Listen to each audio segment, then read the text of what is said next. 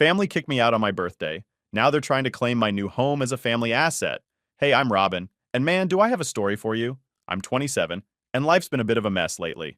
I work as a marketing assistant, which is not glamorous, but it pays the bills. Well, some of them. I live with my parents and my younger brother Tom in a not-so-great house. The place is cramped, falling apart, and always smells weird, but it's home, or at least it was. Let me start by saying I've been contributing a lot around here.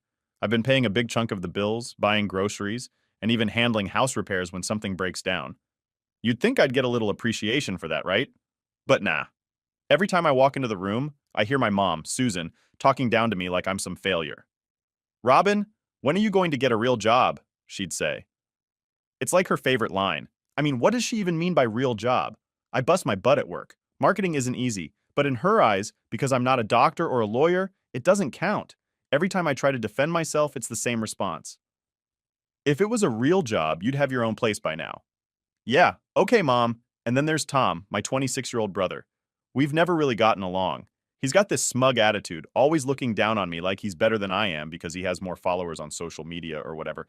He barely lifts a finger around the house. Guess who picks up the slack? Yep, me. But does anyone care? Nope. Anyway, my 28th birthday was coming up, and I was kind of excited for it despite everything. I know, dumb, right? But I really thought maybe this year would be different. I even saved up and got myself a nice cake from this fancy bakery downtown. I was imagining how we'd have a little celebration. Just the four of us. It wasn't going to be anything big, but I thought maybe, just maybe, they'd actually care. So a few days before, I sat down with my mom and dad, Mark, to talk about it. Hey, I was thinking we could do something for my birthday this weekend. Just, hang out, maybe have some cake, I said, trying to keep my hopes in check. Mom didn't even look up from her magazine. We'll see, Robin. We might have plans. Plans? On my birthday? I should have known something was up, but I didn't want to believe it. I mean, I've been living here my whole life, helping out, working hard. Why would they have plans that didn't include me? Fast forward to my birthday, and I was feeling good. I went to work, got a bunch of happy birthday messages from coworkers, and even treated myself to a new outfit. Things were looking up, right? I thought maybe, just maybe, I'd get home and they'd have a little surprise waiting for me.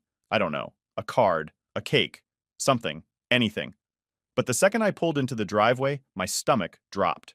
My stuff was out on the front lawn.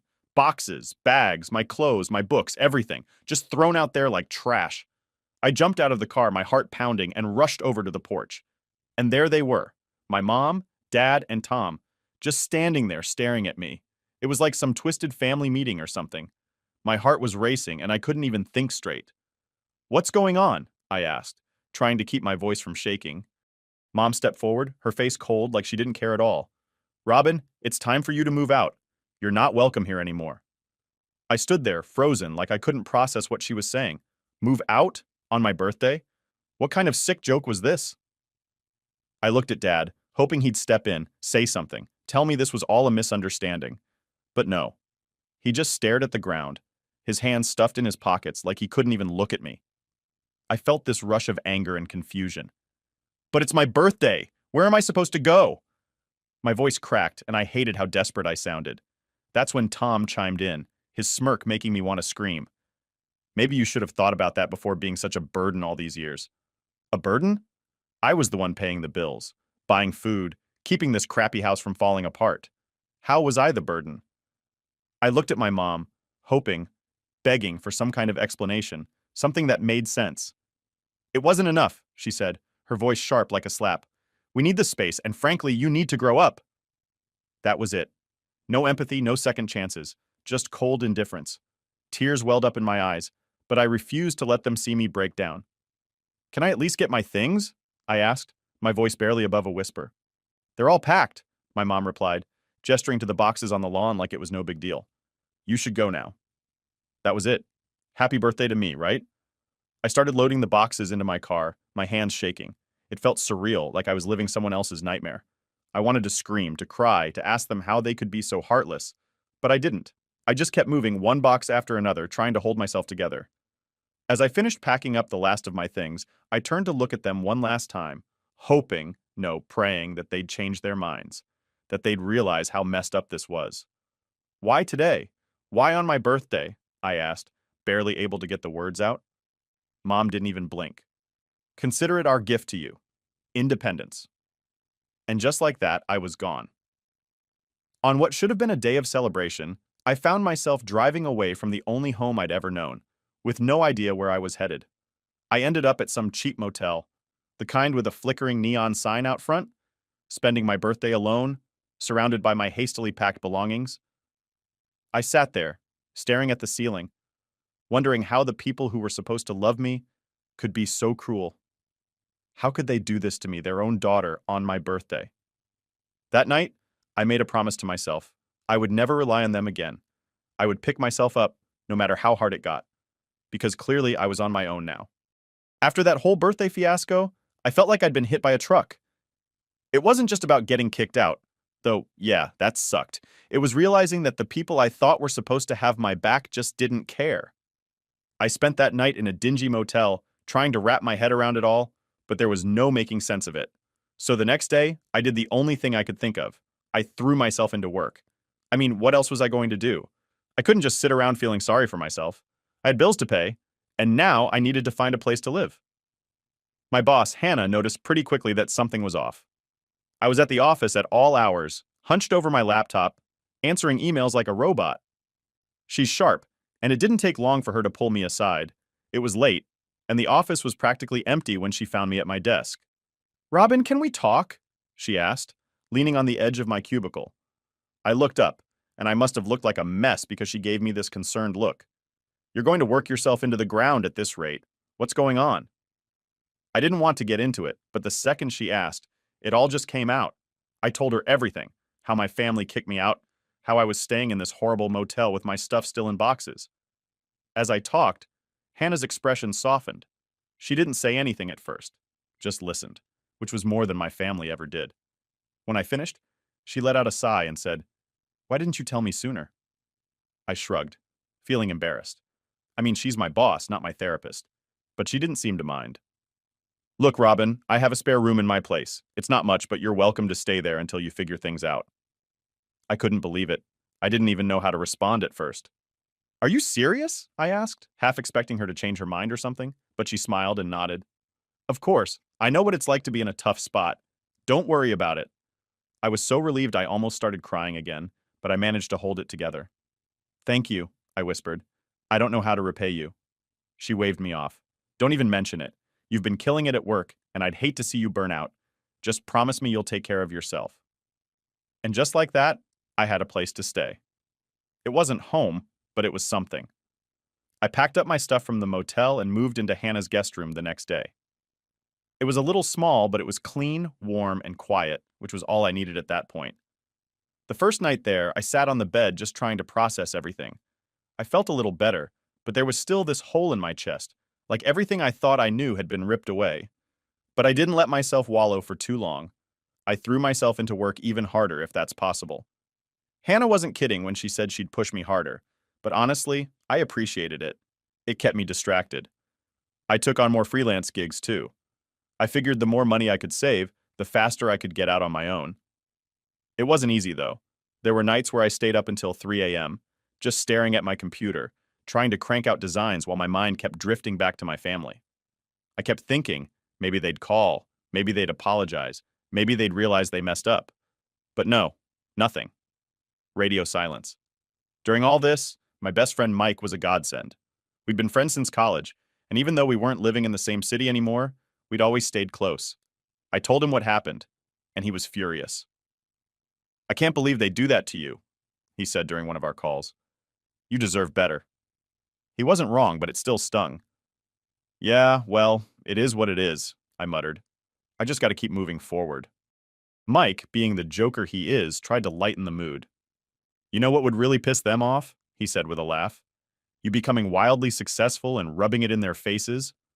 I laughed, but the idea stuck with me. Not that I wanted revenge or anything. Okay, maybe a little, but mostly I just wanted to prove to myself that I didn't need them. I could make it on my own. So that became my mission. Work harder, save more, and eventually get out of Hannah's guest room and into a place of my own. Over the next few months, things started looking up. My designs were getting noticed by bigger clients, and I was bringing in more money than I ever had. I kept telling myself that every late night, every all-nighter was worth it. And honestly, it was. Slowly but surely, I was rebuilding my life, one project at a time. I started to feel like maybe I didn't need my family after all. Sure, it hurt, and it probably always would, but I was proving to myself that I could survive without them. I wasn't just surviving, I was thriving. And that felt good. One day, Hannah pulled me into her office with this huge grin on her face. Robin, I've got some good news, she said. How does a lead designer sound to you? With a raise, of course. I was speechless. Are you serious? I blurted out, feeling like I might pass out from excitement. Dead serious, she said, still grinning. You've earned it. You've been doing incredible work, and it's time to recognize that. I couldn't believe it. Lead designer? Me? I felt like all the hard work, all the sleepless nights, all the stress, it was finally paying off. Thank you, I managed to say, still in shock. Don't thank me yet, she said, winking. You're going to have a lot more responsibility now. I didn't care. I was ready for it. This was what I'd been working for. With the raise and all the freelance gigs I'd been stacking up, I was finally in a place where I could start thinking about my next move. Literally. I wasn't going to stay in Hannah's guest room forever, and now I could actually start looking for a place of my own. But the thing was, it wasn't just about the money or the job. It was about finally feeling like I was in control of my life again. For so long, I'd felt stuck. Stuck in that house with my family, stuck in their expectations of me, stuck in their judgment. But now, I was free. I was making my own decisions, building my own life, and no one could take that away from me. I was finally moving forward, and it felt damn good. A few weeks after I got promoted to lead designer, I was finally starting to feel like I had my life together. I'd been working nonstop, saving money, and I was even thinking about getting my own place soon. Things were really looking up for me. But of course, right when you think everything is going smoothly, life decides to throw a wrench in the gears. It started one random Wednesday afternoon. I was in the middle of working on this big project when my phone buzzed. I didn't think much of it, just figured it was an email or something. But when I glanced at the screen, I saw the name I least expected. Tom. My brother. The last person I wanted to hear from. For a second, I just stared at the phone. Part of me didn't want to answer it. I hadn't heard from Tom or my parents since they kicked me out on my birthday, and honestly, I didn't miss them. But curiosity got the better of me, and I picked up. Hey, I said, trying to keep my voice neutral. Robin, it's me, Tom replied, his voice quieter than usual. It wasn't his usual cocky tone, which threw me off. I know it's you, I said, a little annoyed. What do you want? There was this long pause on the other end, and for a moment I thought he'd hung up. But then he spoke again, and I could hear the hesitation in his voice. I need help. I raised an eyebrow, not believing what I was hearing. Tom? Needing help from me? The same brother who stood there and watched while my stuff was thrown out onto the front lawn? Yeah, right. I don't know what to tell you, I replied, already feeling the anger bubbling up inside me. You made it pretty clear I'm not part of the family anymore. He let out a sigh. Look, I know things have been rough, but this isn't about that. It's about Dad. He lost his job, and Mom's spending is out of control. I can't afford school anymore. There it was, the real reason for the call. It wasn't about me or making amends or even caring about what happened. It was about money. It was always about money. I bit my lip, fighting back the wave of emotions that hit me. Part of me wanted to tell him off, to remind him how they treated me, to hang up and never look back. But another part of me, a small stupid part, still felt that pull of obligation. They were my family after all. Or at least, they used to be. So, let me get this straight, I said, my voice sharper than I intended. You're calling me now, after months of silence, because you need money? It's not just about the money, Tom said quickly. We're in a bad spot, Robin. You know how Mom is? She's been spending like crazy, and Dad? Well, he's not exactly doing great without a job. I don't know what to do. I took a deep breath, trying to keep my cool. That sounds like a you problem, Tom, not mine. Come on, Robin. We're family, he said, and I could practically hear the desperation in his voice. It was the first time in years he'd sounded vulnerable, but I wasn't falling for it. Family?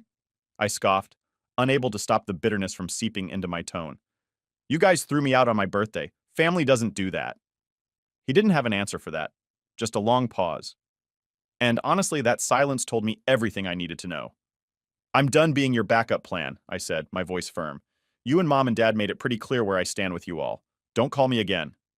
Before he could respond, I hung up. My hand was shaking slightly as I set the phone down on my desk. I felt this strange mix of anger, sadness, and relief. It felt good to stand up for myself, to finally put my foot down and say no. But at the same time, it sucked that it had come to this. I sat there for a few minutes, just staring at the wall, trying to process everything. I kept thinking about all the times I'd bent over backward for my family, all the times I'd sacrificed my own happiness for theirs. And where had it gotten me? Homeless on my birthday. It was time to stop feeling guilty for walking away. They made their choice, and I had made mine. After that call, I threw myself back into work. I didn't want to dwell on it too long because I knew it would just drag me down. So I focused on the project I was working on, trying to push the thoughts of Tom and my parents to the back of my mind. But the thing is, once those thoughts creep in, they're hard to get rid of. That night, as I lay in bed, I kept replaying the conversation over and over in my head. I kept thinking about what I could have said, what I should have said. I wanted to believe that maybe, deep down, they were sorry. But I knew better. They weren't calling because they missed me or because they regretted what they did. They were calling because they needed something from me, and I wasn't about to let them use me again. The next morning, I woke up feeling more determined than ever. It was time to focus on me, on building my life, my career, and my future. I couldn't keep looking back. Couldn't keep wondering if things could have been different. They weren't. And that was just the reality of it. From that day forward, I made a promise to myself. I wasn't going to let my family drag me down anymore. I'd been through enough, and I was finally in a place where I was starting to build something good for myself. I wasn't about to let them ruin that. Sure, part of me still felt guilty for cutting them off, for not helping when they were clearly in a tough spot. But then I reminded myself, where were they when I was struggling? Where were they when I needed help? Yeah, I didn't owe them anything. So I kept going. I worked hard, saved my money, and kept my focus on the future. And every time I started to feel that old guilt creeping in, I reminded myself of that phone call. They made their bed, and now they had to lie in it. I wasn't going to be their safety net anymore. And honestly, it felt good to finally be free. I finally saved up enough to buy a really nice apartment, and it's honestly the best thing that's happened to me. I was in the middle of a project, knee-deep in designs and completely focused, when the doorbell rang. At first, I thought it might be a package or something. I'd been ordering a bunch of stuff for work, so I didn't think twice about it. But when I checked the security camera, I froze. There, standing on my porch, were my parents. And Tom. My stomach did this weird flip, and I felt like someone had punched me. They hadn't reached out since that call from Tom weeks ago. I thought we were done. So why the hell were they here? I took a deep breath, trying to calm myself down before opening the door. My mind was racing with all the possible reasons they could be standing there. Maybe they were here to apologize, or maybe they just needed something else. Honestly, I didn't know which would be worse. When I opened the door, my mom, Susan, didn't even wait for me to say anything. She pushed past me like she owned the place, her eyes scanning my living room like she was appraising it. "Wow, Robin, you've really done well for yourself," she said, this weird smile on her face, the kind that wasn't really a smile at all. I just stood there, stunned. Tom followed her in, looking uncomfortable, while my dad, Mark, shuffled in last, his hands stuffed in his pockets like he had no idea what to do with himself. "What are you guys doing here?" I asked, trying to keep my voice steady.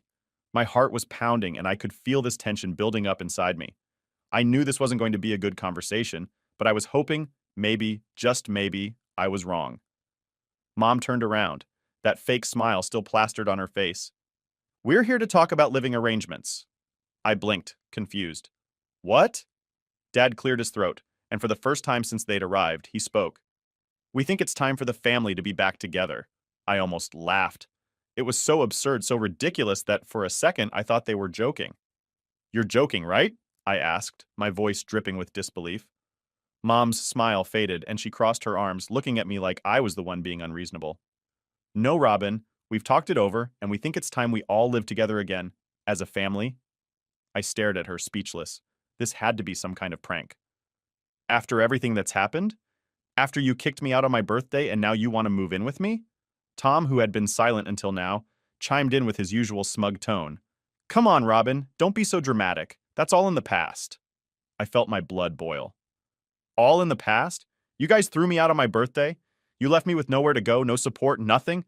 And now you want to just waltz back into my life like nothing happened?" Mom's expression hardened. "We gave you the push you needed," she said, her voice cold. "And look how well you've done because of it. You should be thanking us." I couldn't believe what I was hearing. They were trying to take credit for my success? For everything I'd worked my ass off for? So what? You think you can just show up, claim credit for my hard work, and what? Move in here? This is my home, not yours. Dad, trying to play the peacemaker, stepped forward. Robin, be reasonable. We're struggling right now. You have all this space, and we thought it'd be nice to be together again.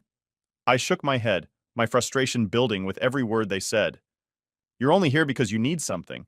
You didn't care about me when I was struggling, and now you expect me to help you? That's not how this works. Mom's face twisted with anger. We're your family, Robin. We sacrificed for you. Everything you have is because of us. I couldn't hold back anymore. Sacrificed? What exactly did you sacrifice, Mom? You kicked me out. You didn't help me when I needed it most. You threw me away like I was nothing. And now you think you're entitled to my success? To my home? She opened her mouth to argue, but I wasn't done. I've worked hard for this. I've built this life for myself with no help from you. You don't get to walk in here and claim anything. Tom rolled his eyes. God, Robin, stop being so selfish. We're just asking for a little help. That word, selfish, set me off. Selfish? I snapped. You want to talk about selfish? How about you all throwing me out of the house, leaving me with nothing? How about showing up here now, demanding that I give you a place to stay because you've screwed up your own lives? That's selfish, Tom, not me. Dad stepped forward again, his voice softer, almost pleading. Robin, please. We're just asking for a chance. I took a deep breath, trying to calm the storm raging inside me. No, you don't get to do this. You don't get to use me anymore. Mom's eyes narrowed. Fine. If you want to be difficult, we'll take legal action. We have rights, you know.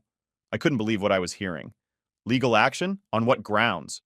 We'll find something, she said, her voice dripping with venom. Don't push me, Robin. I let out a bitter laugh. Go ahead, try. But let me tell you something. This is my house, and you have no right to it. You're not moving in. Not now, not ever. They didn't say anything for a moment. I could see the anger and frustration building in their faces, but I didn't care. I wasn't backing down. Finally, I walked over to the front door and opened it wide. Get out, I said, my voice steady. Now. They hesitated for a moment, but I stood firm, waiting for them to leave. Mom huffed, shooting me a look full of hatred before marching out. Dad followed her, looking like he wanted to say something, but he didn't. And then Tom, who just shook his head in disbelief, walked out without another word. As soon as they were gone, I closed the door and leaned against it, taking a deep breath. My heart was still racing, and my hands were shaking, but I felt this weird sense of relief, like a weight had been lifted off my shoulders. I wasn't going to let them take advantage of me anymore. Not now. Not ever. After I kicked my family out of my house, things got quiet again. I'm not going to lie, it was a relief. For the first time in a long time, I felt like I had control over my own life, like I wasn't constantly waiting for the other shoe to drop. But deep down, I knew that wasn't the end of it. My mom had thrown out that threat about legal action, and even though I didn't think she had anything to stand on, I couldn't shake the feeling that they weren't done trying to weasel their way back into my life. A few days later, I got a call from Mike. He's one of my closest friends, and lucky for me, he's also a lawyer. I had mentioned the whole situation to him in passing, but I hadn't gone into all the details. Now that my family had crossed the line, I figured it was time to get some real advice. Hey, Robin, Mike said when I answered. You free to talk? I've been thinking about your situation. Yeah, sure, I replied, suddenly feeling a bit anxious. What's up? I've been looking into your parents' situation a bit more, he said, his tone getting more serious. I know you mentioned that they've been struggling financially and you're worried they might try something shady. Well, I did some digging and it turns out they're in deeper trouble than you thought. My heart sank. I didn't want to hear this, but I knew I needed to. What do you mean? I asked. There's a history of financial issues, Robin. Tax problems, debt. It's not just that your dad lost his job and your mom's been overspending. They've been digging themselves into a hole for years. And now that you've made it clear they can't rely on you, they're getting desperate. I sat there, processing what Mike was saying. My mind flashed back to my mom's smug threats, her talking about legal action, her entitlement to what I'd worked for. It made sense now. This wasn't just about needing help. They were trying to find a way out of their own mess, and they saw me as their way out. So, what do I do? I asked, feeling the familiar weight of stress settling on my shoulders. Mike was quiet for a second before answering. Well, first off, you need to protect yourself. They might not have much of a case to try and take anything from you. But people do stupid things when they're desperate. We should file for a restraining order to make sure they can't harass you anymore. You've got enough evidence of their behavior, those threats, them showing up at your house. It's time to take some legal steps. A restraining order. That sounded extreme, but at the same time, I knew it was the right move. My family had already shown they didn't respect my boundaries, and if they were desperate enough to keep pushing, I needed to protect myself. I'll do it, I said, feeling a sense of resolve. Let's file the restraining order.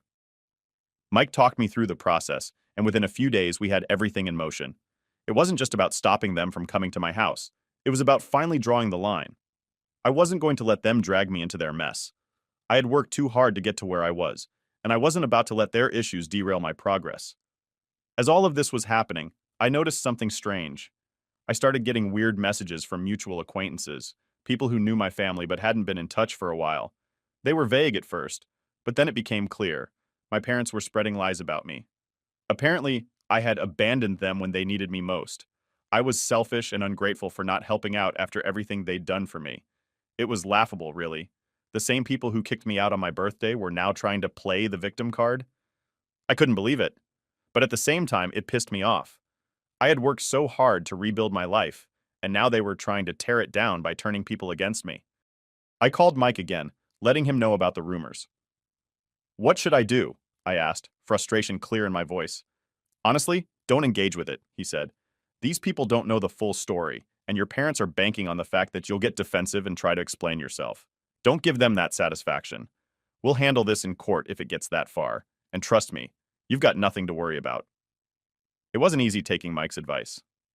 My first instinct was to blast the truth to anyone who would listen, to tell them how my family had treated me and why I had every right to cut them off.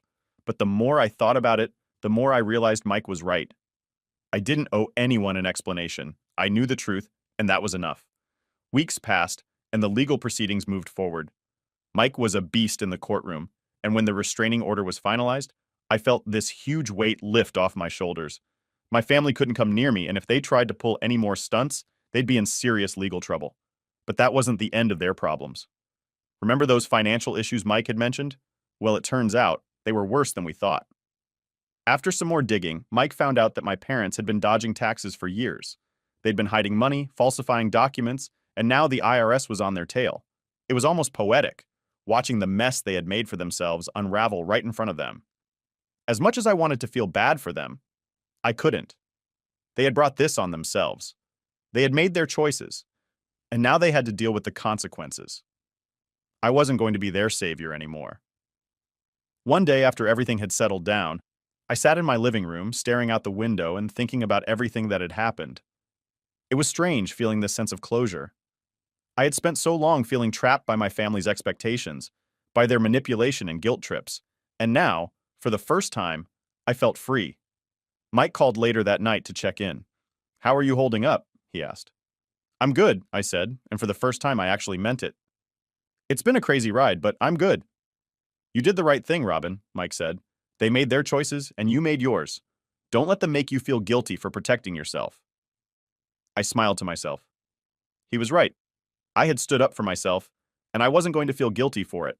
For too long, I had let my family control how I felt, how I acted, and now I was finally in control of my own life. And that felt damn good.